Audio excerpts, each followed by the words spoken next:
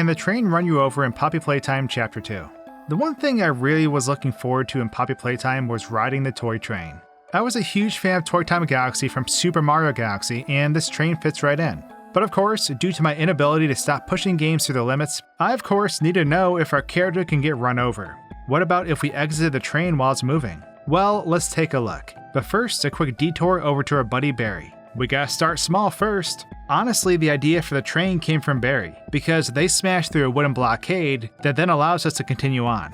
Now, some people got stuck here, and I know how annoying that was. However, this area was super interesting to me due to both seeing Kissy Missy and the potential of getting hit by Barry. It turns out, if we go past the door and walk into Kissy Missy, they can't hurt us at all. They look at us, but they aren't capable of interacting with the player. We can't even grab their lever either before they try to do so. Our hand simply bounces off. Once I start walking backwards, they just kind of glitch through a wall and unload too. But we're here for Barry, so let's swing on over to them. Once we get Barry out of this puzzle, I then start pulling him towards me. I want to be careful to ensure I will be in front of him once he starts coming down the hill. And then we reach the moment of truth.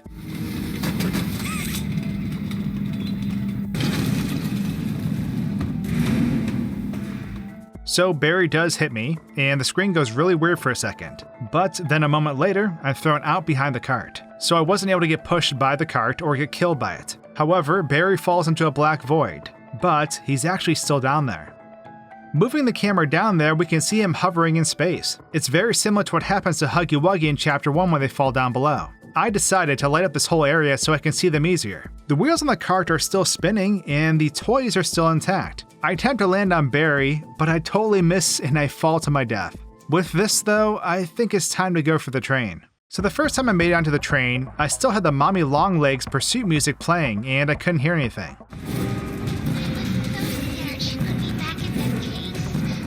It was a glitch that occurred, and I had no idea Poppy was even talking. But in a normal flow of events, you essentially rescue Poppy, and then head down to the train. You open the door, punch in your train code, double check to make sure you didn't actually board Choo Choo Charles, and then take off. Poppy makes you deviate from your path as she talks about how she still needs you. And then the train starts picking up speed, and you must slam on the brakes. This ultimately causes the train to crash, and the chapter ends. But now let's rewind time and make sure that doesn't happen.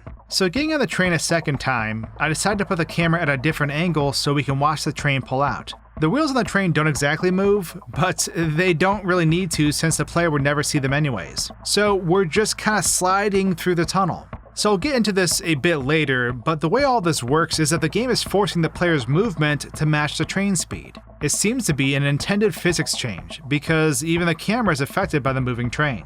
Everything seems to be influenced by where the train is moving, and your camera or player character will do the same. It's incredibly awesome watching this stuff through the camera, but let's get on top of the train ourselves. So I rewinded time a bit and set the train into motion, but this time I'm jumping on the front. I try shooting my grab pack hands into the window, but both get stuck, and I'm freaking out because the train is picking up speed, but they eventually snap back. I honestly don't even know if my character is going to stay on the train. As we enter the tunnel and pick up speed, I get a bit more confident, since my character is firmly planted on the train and isn't budging. However, once Poppy gets cut off and the train starts getting faster, I get a bit worried.